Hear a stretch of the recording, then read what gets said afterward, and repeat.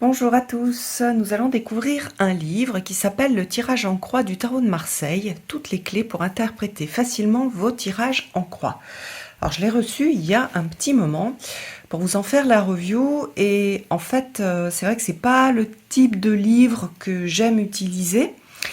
Mais malgré tout, je trouve intéressant de vous le montrer parce que je sais qu'il y a beaucoup de gens qui cherchent ce type de livre avec beaucoup d'informations et notamment des informations sur comment est-ce qu'on interprète telle carte dans telle position pour le tirage en croix. Donc là, c'est un livre d'Émilie Porte qui a été spécialement réalisé pour utiliser les arcanes majeures du tarot de Marseille et puis un seul tirage et en fonction de quelle carte on a dans telle position, pour tel sujet, donc on a amour, travail, finances et forme, on va avoir la signification.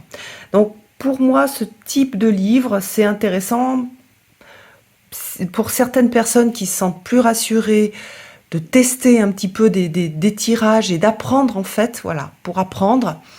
Donc l'idée c'est, vous faites votre tirage, vous vous dites, bon bah si moi j'avais dû faire l'interprétation tout seul ou toute seule, voilà la signification que j'aurais donnée. Et après on va regarder un petit peu ce que Émilie vous propose. Voilà. Alors, donc, qu'est-ce qu'on a dans le sommaire, dans la table des matières? Une petite présentation sur le tarot de Marseille, le tirage en croix, donc la présentation du tirage, les 22 arcanes majeures et les interprétations. Donc voilà, on va avoir tout le déroulé ici. Donc si je fais plutôt un tirage au niveau des sentiments, je vais aller page 72 pour voir quelle carte j'ai en position 1 et quelle signification cela a. Voilà. Donc voilà. Alors, son introduction est intéressante si vous ne connaissez pas bien le tarot. Comment réussir les tirages, la structure du tirage en croix. Voilà, alors c'est bien, moi j'aime bien, pendant très longtemps j'ai fait que le tirage en croix. Donc elle met la première lame, ce qui est favorable, la seconde, ce qui contrarie ses désirs, la troisième, la meilleure attitude à adopter, et la quatrième, le résultat. Alors on peut rajouter une cinquième en faisant un calcul. Donc ça c'est un tirage qui est inspiré du tirage d'Oswald Wirth. Et puis donc après on a son interprétation des arcanes majeures. Voilà. Et puis ensuite, vous voyez, on a les interprétations. Alors, vous voyez qu'il y a des couleurs. Donc, la partie marron foncé, elle correspond au sentiment.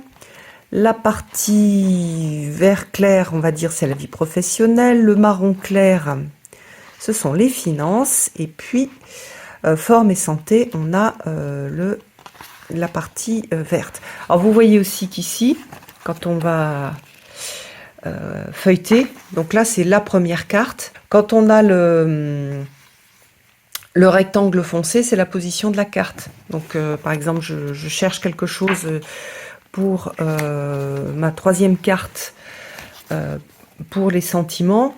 Hop, je fais ça. Toc. J'ai dit la troisième carte, donc la carte du haut. Voilà, hop, je sais que je vais être dans ce chapitre-là. Vous voyez, le rectangle, il est foncé. Donc voilà, et puis ensuite, alors on va regarder un peu comment sont goupillées les interprétations. On a le battleur en position 1, si vous êtes célibataire, si vous êtes en couple. La papesse en position 1, vous êtes célibataire, vous êtes en couple. Et voilà. Donc c'est vraiment tout, comment dire, tout pré-mâché. Donc, du coup, assez rigide, hein, vous avez que les 22 arcanes majeures, que sur certains types de questions, et qu'une vision de l'interprétation. Après, quand vous allez mieux connaître le tarot, vous irez beaucoup plus loin, vous connaîtrez beaucoup plus de choses, et vous aurez plus de vocabulaire. Donc pour moi, à nouveau, ce type de livre, c'est vraiment un livre plutôt de travail pour les débutants, pour s'exercer, et pour les 22 arcanes majeures. du tarot de Marseille. Alors sachez que moi, quand j'ai commencé le tarot de Marseille, j'ai utilisé pendant très longtemps que les arcanes majeurs, et la majorité des cartomanciens faisaient ça aussi, hein. C'est venu après avec le Rider-Waite. On a de plus en plus utilisé les arcanes mineurs. Mais au départ, on n'utilisait que les arcanes majeurs. Voilà. D'ailleurs, c'est dans les arcanes majeurs qu'on a comment dire, qu'on a l'imagerie, on va dire fin du Moyen-Âge, début de la Renaissance, et qui correspond à la pensée, à la sagesse de cette période-là. Donc voilà pour ce livre. Je vous embrasse tous, à bientôt.